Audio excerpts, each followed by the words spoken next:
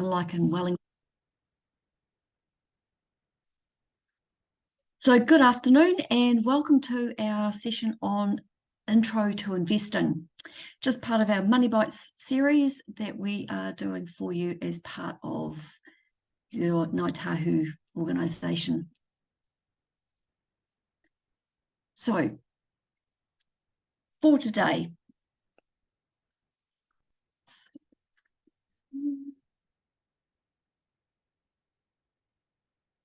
tuia aranga, tuia araru, tuia roto, tuia awhahu, tuia kiti ara hanga ora, kia whai hua, kia ora, humie, huie, takie. So welcome today. We are looking at investing, or an introduction to investing. And what we have got coming up is as follows. So what we're going to look at is, why do we need to invest? What are the barriers to investing that many of us come up against? And what are the 6 key rules to investing? Now, some of you may already be invested. Some of you may not, but hopefully after today, you'll have a bit more confidence to be able to make some choices to become invested if you're not, or to improve your investing. So who are we?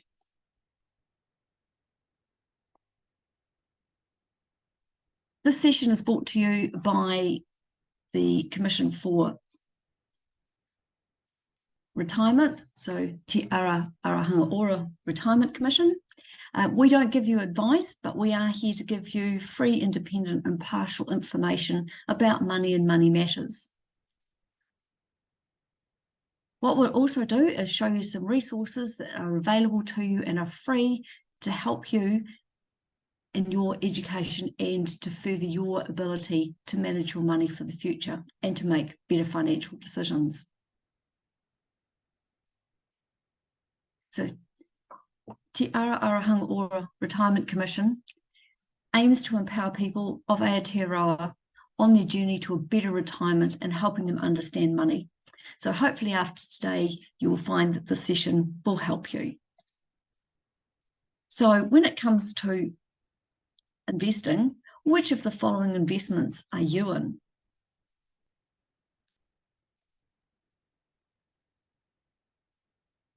Cryptocurrencies and Bitcoin. Maybe some of you have got some shares. Maybe some of you are in managed funds, own some property, have got some bonds, are in KiwiSaver, or perhaps you actually have none of these at the moment. That's okay. If you have a KiwiSaver fund, you're actually in a managed fund. But it's all right if you don't have any of these. So let's have a look at why we should invest.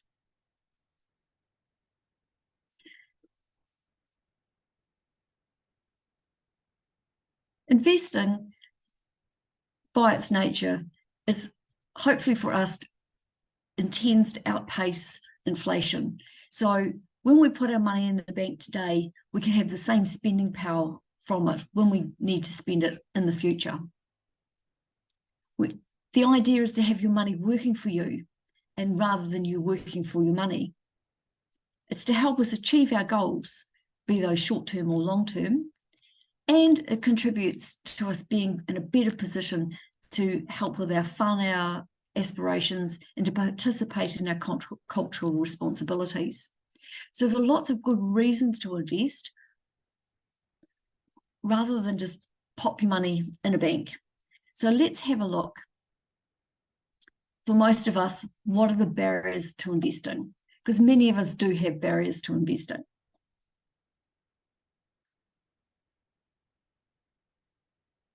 So for some of us, we may have none of the investments on the previous slides. Some of those might be because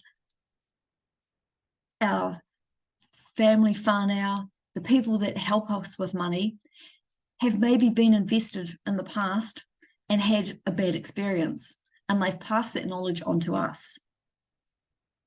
But let's have a look at why the common reasons for people not to be invested. For some, they have a perception that being invested is just too risky. They would rather pop the money under their mattress. They know where it is. But risk can be categorized by scale. It's not the same for every investment. As what we're going to explore today is your appetite for risk, and therefore what would be a suitable match for you to be invested in. In the seminar, you'll find out how to make educated decision about how much risk is right for you. And this, of course, means that you're going to be able to sleep at night and not worry about your money. There's also a perception that you have to be rich to invest. It might have been true in the past, but with the increased number of tools available, online platforms, and ways to invest, things like KiwiSaver, anybody can now be invested.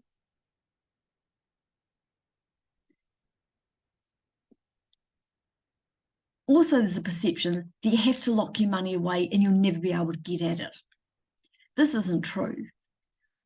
Some investments like KiwiSaver do have some restrictions to be able to take your money out. But there are lots of other investments that come along without any restrictions or any penalties.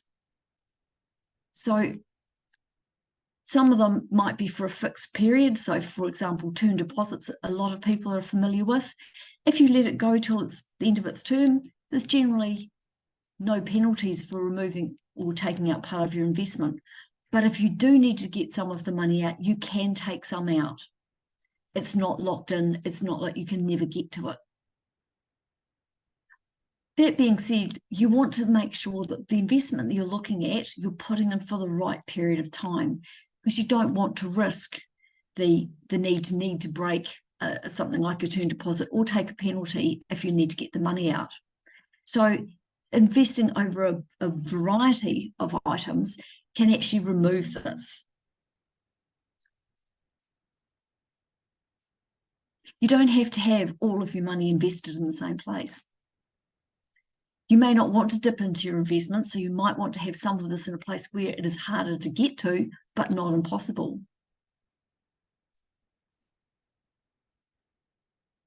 And the other important rule when coming to investing is to make sure that perhaps you have an emergency fund. So you have between 3 and 6 months worth of expenses saved in an emergency fund so that you don't need to dip into your investment if something happens.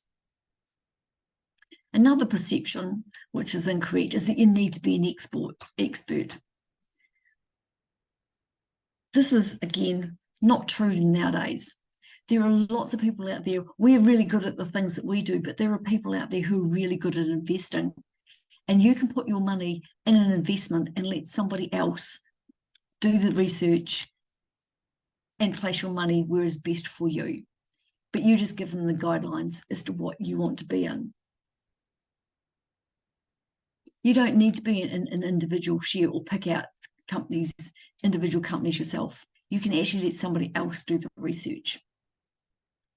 So let's have a look at the 6 key rules for investing. Okay, so rule 1, it's about goals.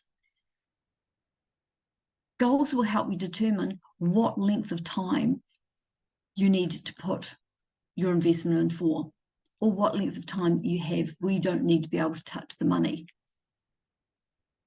Also, having a clear and realistic about your goals, it also means that you actually have a much better idea as to what you need to be putting aside or investing on a regular basis. We're going to look at balance. Now, finding the right balance is between a risk and return, and we'll show you how different investments might give you higher returns, but they come with additional risk. We're going to learn about asset mix. So this is that old saying, don't put all your eggs in one basket. We're going to look at diversifying. Again, is that don't put your eggs in one basket, but also matching your investments to your investor type and what you're comfortable with. Research. It's all about doing your research. Compare and reviewing your choices. And maybe not being influenced by people that are not experts. And then finally, we're going to look at growing your investment. The whole idea of having an investment is to grow the amount of money that you have available long-term for your financial future.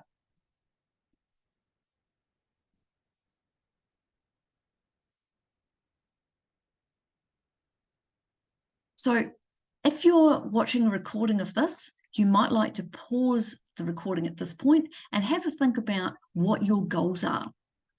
For those of you who are watching, have a think about what your goals are and what time frame you are looking at achieving those goals over. So for example, it could be that you're saving for a house deposit, you're wanting to be there in 6 years from now, you already have some money set aside, the goal you've got is $100,000, and you're able to contribute $280 a week to a managed fund. So I'm just going to give you a moment to have a think about what your goals are.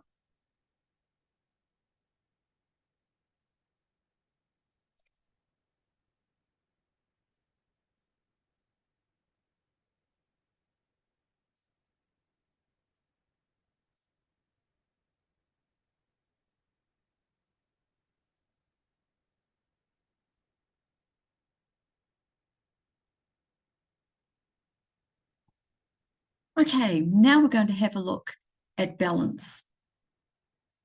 So as you can see, there is a balance between risk and potential returns.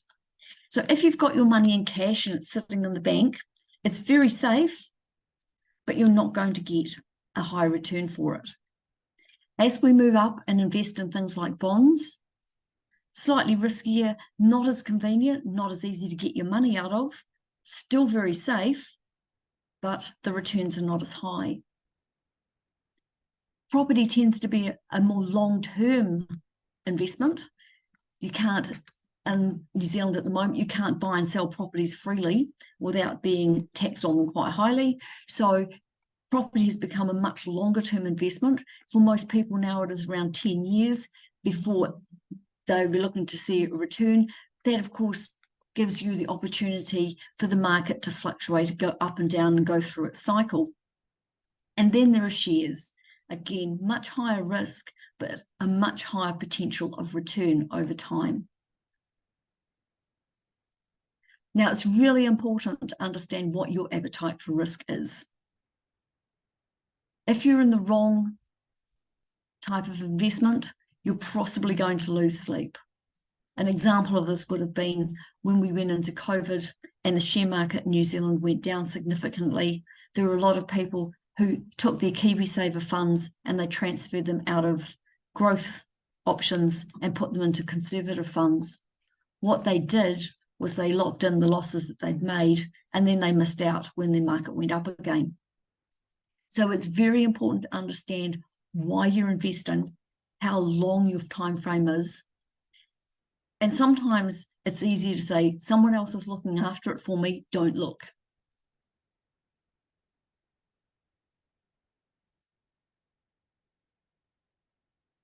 So let's have a look at asset mixes. So we have income assets. So these are your cash and your bonds.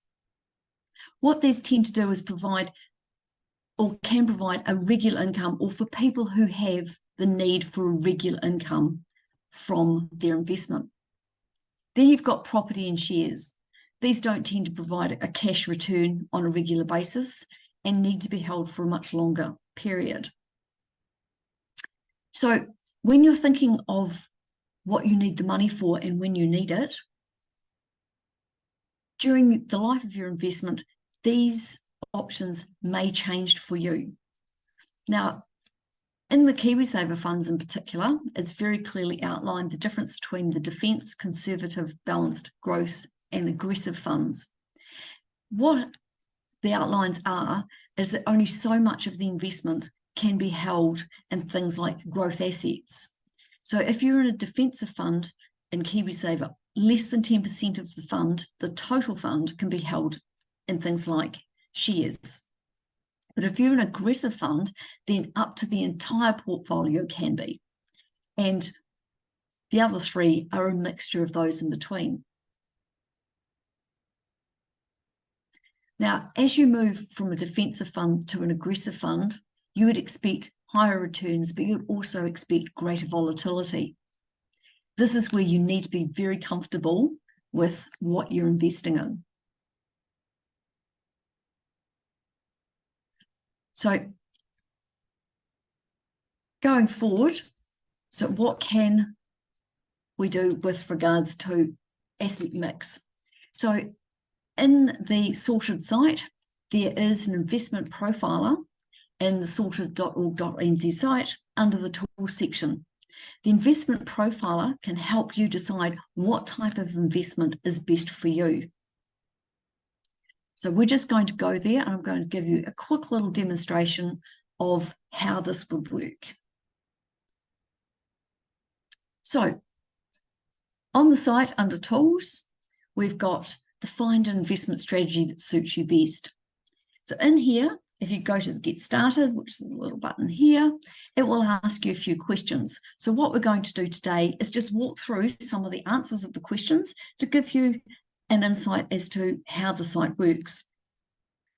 So the most important thing to me when investing is not losing any of the money I put in, even if it means my money won't grow as much as in the long term.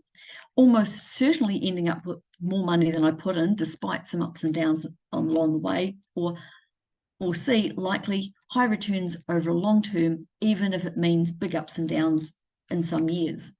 So if you're younger, you could probably take C. So we're going to do it here. I'm investing to grow my money generally over time or for a specific long-term goal in mind. So we're going to go for the long-term goal.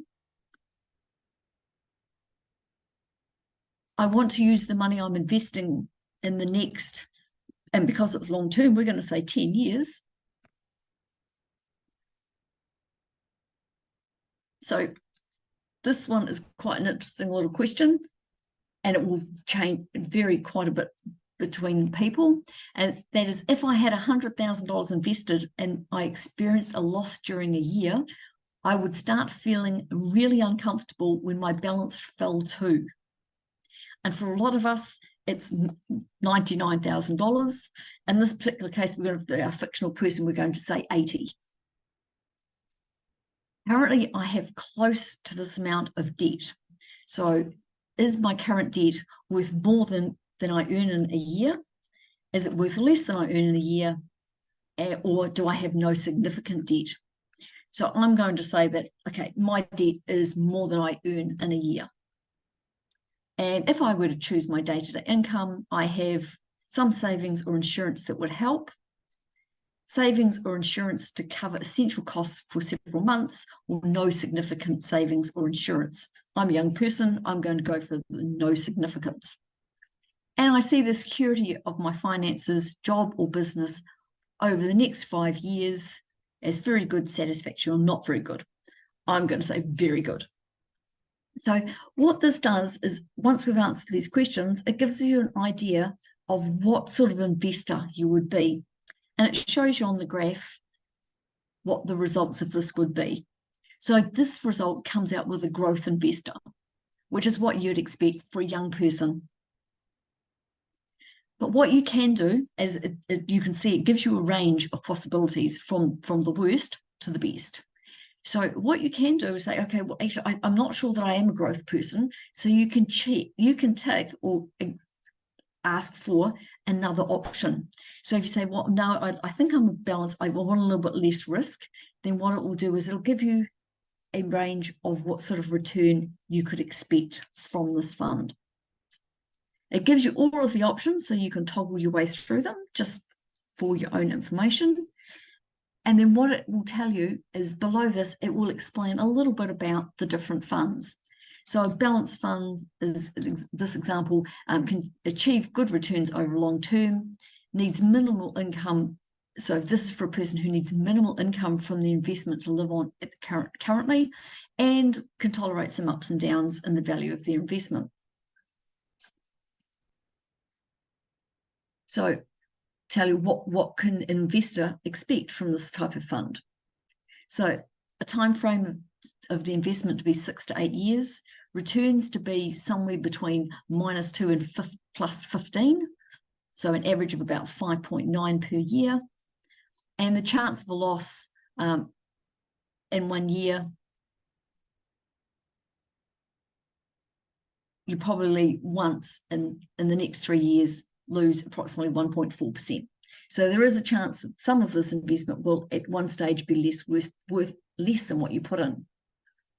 And then it will give you an idea of a balanced fund, what is actually invested in. So some of it will be in shares, some will be in property, some of it will be in bonds, and some of it will be in cash. And you can see in this example, the split between shares and bonds is fairly even. So you've got something that is going to grow the value of the money and with a bit of risk, which is the shares. And then you've got the bonds, which are pretty safe, but don't give such a good return. So as I said, there's a good example of how you can use the tool. So I'm just going to go back to present mode.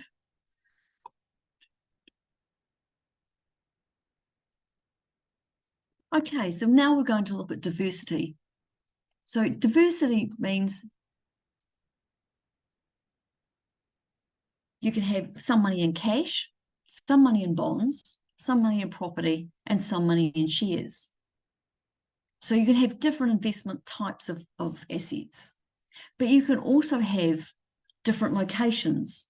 So if you're in a conservative fund, or the cash portion of your investment is likely to be in New Zealand, but if you're going for bonds, they could be in New Zealand or they could be overseas. Property again could be in New Zealand or overseas, and shares could be in New Zealand or overseas. If you were looking at bonds, what you could be invested in, they could either be corporates, places like Fisher and Paykel or Fonterra in New Zealand, or they could be government, in which case they would be government bonds, and these are typically somewhere around 5 to 10 years. Property is exactly what it is. It could be rural property, it could be commercial property, it could be residential property, it could be retirement villages. So all sorts of property could be in that portfolio. And shares, again, they could be direct into things like telecoms, of which in New Zealand we have 2, and of course it's not Vodafone anymore, it's One and Spark. But also it could be in banking, it could be in farming shares, it could be overseas. So you could have be in the UK, or you could be in the US. And again, you could have similar sorts of companies, but in different locations. What this does is it gives you ups and downs. Markets move in different cycles at different times. So when one country is booming, another may not be. And also in New Zealand, if one sector of our economy is going really well, another may not be. So what we've seen over the last few years is property went up in value quite significantly, certainly residential property. And while it was booming, a lot of the other things that you could be invested in weren't doing very well, especially things like retail. But over the last 12 months, we've seen the reverse, where property has actually gone down in value, but a lot of the retail shops have actually done a lot better. So having a split amongst different types of investment and different areas of investment in the economy gives you a balance, so that if one's going up, perhaps the other one, if one's going down, perhaps the other will be going up.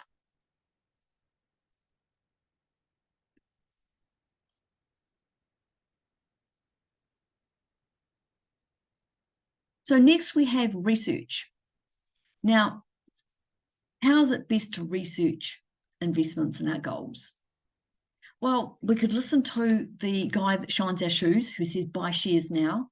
Back in the 86, there were a lot of people in New Zealand telling you to buy shares because it was a great idea. In 1987, a lot of people were telling you completely the opposite. So if you're really good with financials and you know about an industry, doing your own research might be an option. However, for most of us, that is not our forte, it's not our best skill. So what we can do is talk to an advisor. They could then point us into a fund manager, or someone who could help us to make the decision, who knows about financials. Or you can take on someone who can actually manage a portfolio for you. So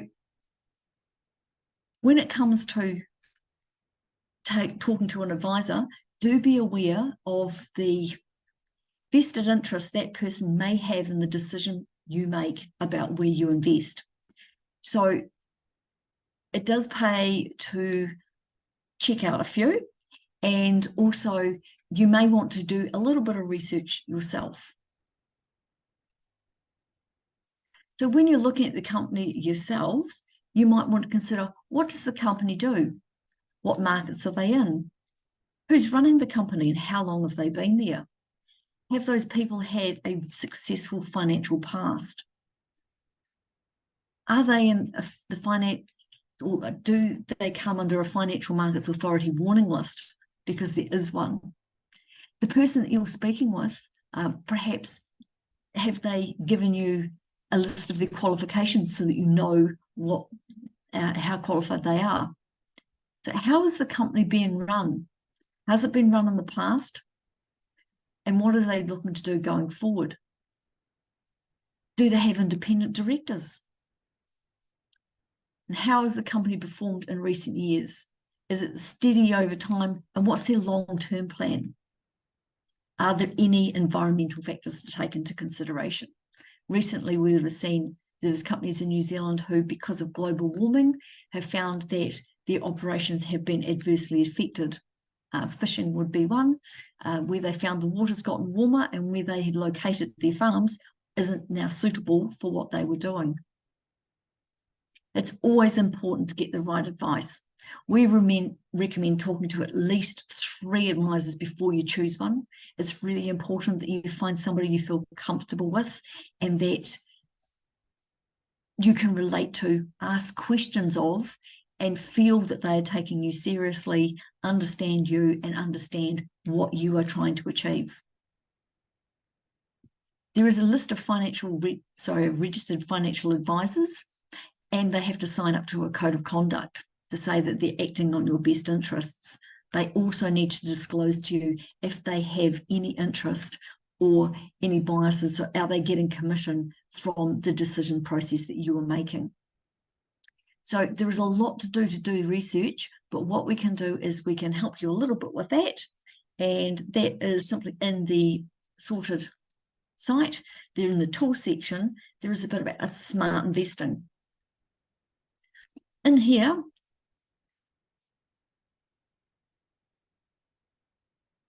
what it will do is it gives you a tool to compare investments and to compare how the investors have performed. So in the Smart Investor, what you can do is you can look up offers and guides and definitions.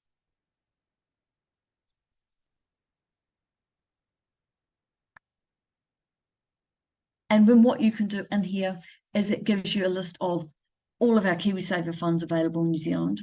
Also, for a lot of the KiwiSaver funds, they have another fund that is equal to or the equivalent of the KiwiSaver fund, except that it doesn't come with the KiwiSaver restrictions.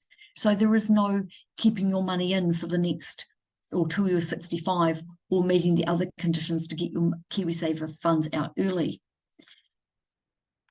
What it will also, you can choose is it will give you information about bonds, shares, and other managed funds. So, for example, if we were having a look in here with what it's thrown up, it gives you a list of we're just going to grab the first one. So this is a KiwiSaver fund. It's done by Mercer. What it will do is when you go in here, it will tell you about the fund. It will tell you what its return has been over the last 5 years. It will show you what the fees are. It will show you what it's invested in.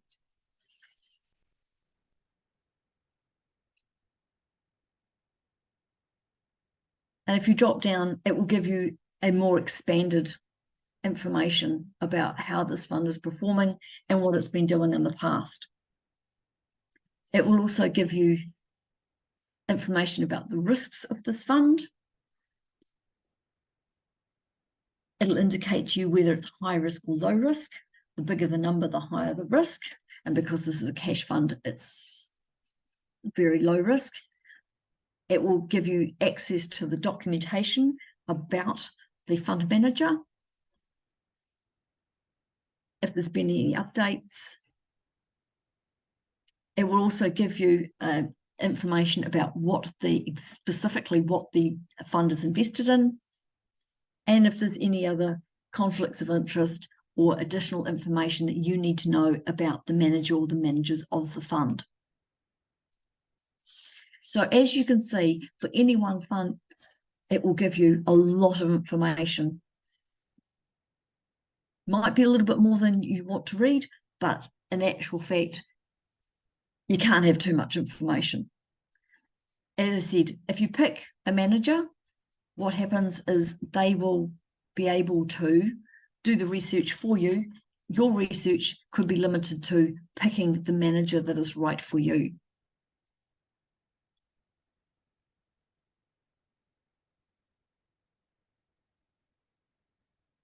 And the last section that we have is about growth. The main reason we're investing is to grow our money and to ensure that we end up with more at the end of it than what we started with. So it's really important that we consider what affects the growth of our income. Now, for a lot of us, being in for time and the compounding returns, creating more returns for you is your best return on an investment. The longer you're in, the more you earn. And what we'll do here, here's a little video that we've got to tell you about growth.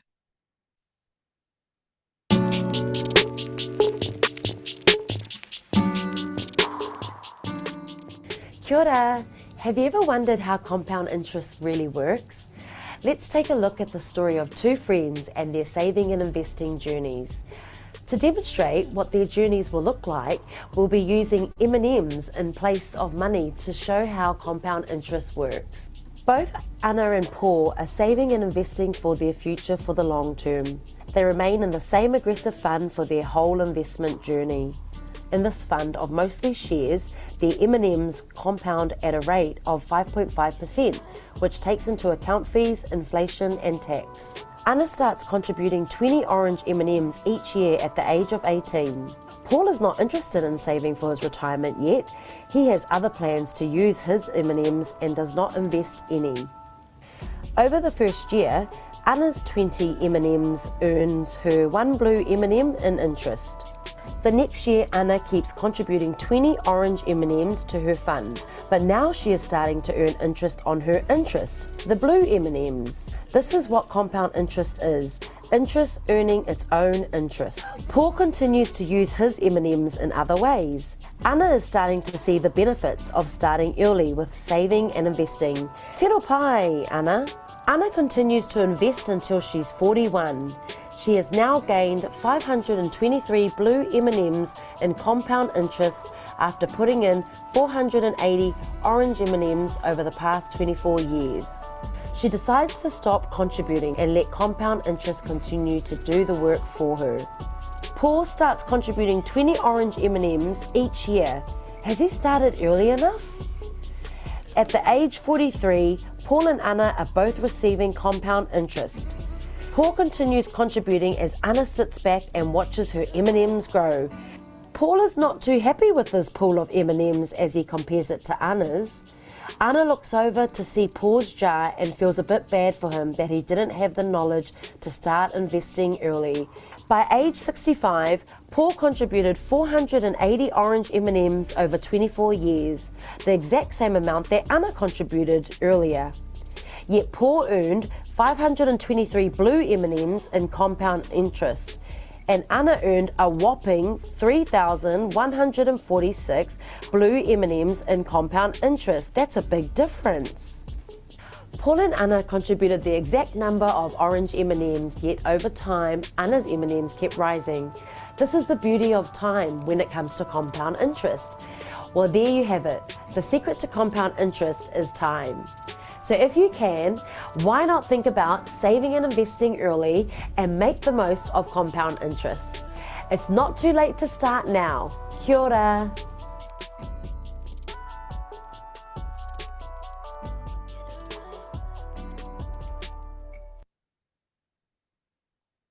So as you can see, in order to stay ahead of inflation and to grow our money to reach our goals, we can always look to invest our money to suit our situation, our time frame, and our appetite for risk.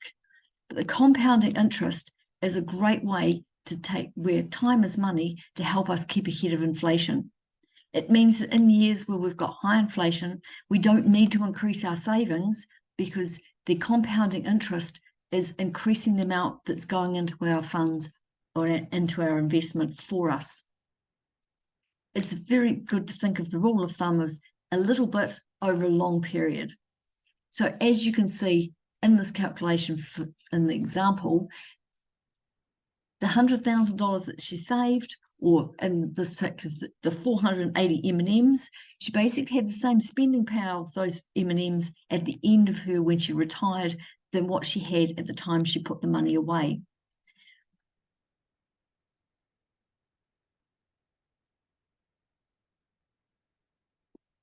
So what have we learnt today? It's really important to be clear what our goals are. And for each of us, they will be different. But having a clear, specific goal and a time frame will allow us to plan to invest in the best way for us. Understanding whether you're a risk taker or not is really important, because if you can't sleep at night because you're worried about what's happening to your investment, you're not going to be in a better place, and it's not going to get you to a relaxed and happy retirement. What is my best mix of investments? So getting the mix right over a variety of industries and investment types will allow us to, over time, grow our investment in a way that suits us. How can I diversify my investment? So what options have I got? What types of investments have I got? And which ones are risky and which ones aren't? But how do I get that balance to ensure that over the long term, I get the growth that I need without losing any sleep? And research. Can I do the research myself, or should I pay somebody to do it for me?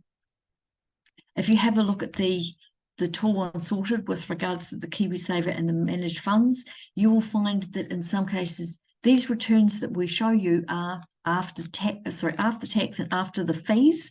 So what happens is that the fees are taken into account.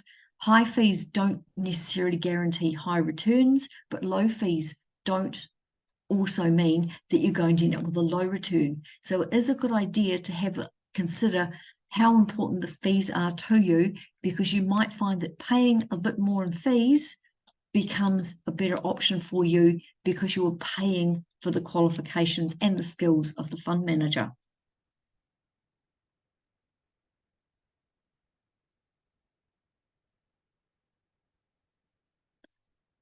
So now, if you're watching the video, you might like to pause the video here to think about your action plan and the things that you're going to do going forward so that you can put your new plan into action. For those of you just watching at the moment, you might like to consider what actions you might like to take. So here is an example of what actions you might like to consider now if, for example, you were wanting to save $100,000 over the next 10 years. What you might like to do tonight is consider researching some fund managers. You might then like to consider choosing just 3 to have a much more in-depth look at. Now, you might want to do that tonight or perhaps tomorrow, especially if you've got kids and other things and pressures on at home. It is likely you're going to need some more information. So perhaps you need to contact these fund managers or the people you're going to look at and ask them for some more information. When you do make the choice, there's often forms that you will need to fill out. Most of them are fairly simple, but this might be something that you say over the next week, this is what you're going to do. And then once you've got that all into place, it might be that you arrange to open a fund with the manager and set up an initial deposit on a regular basis, perhaps an automatic payment.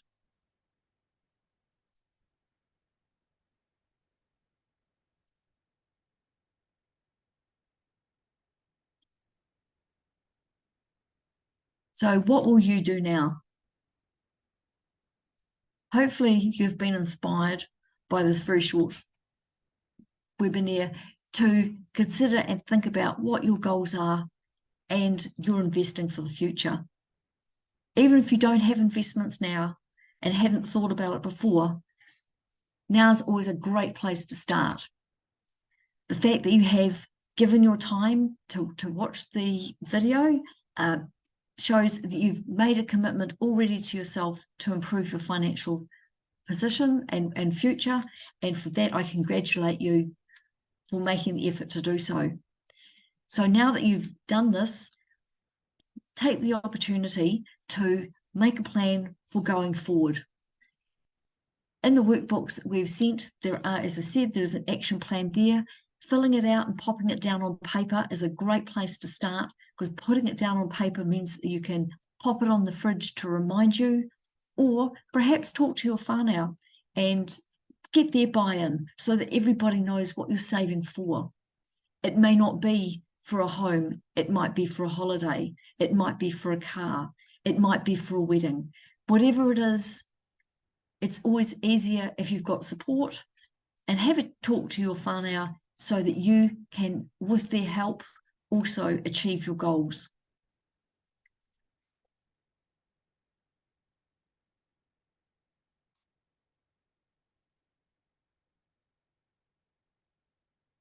For the people watching this live, please, your facilitator will send you a survey form. We would love to get your feedback as to what you thought about the webinar, the relevance for you, whether it inspired you, if there was any changes that you would like to see made to it to help other people in the future.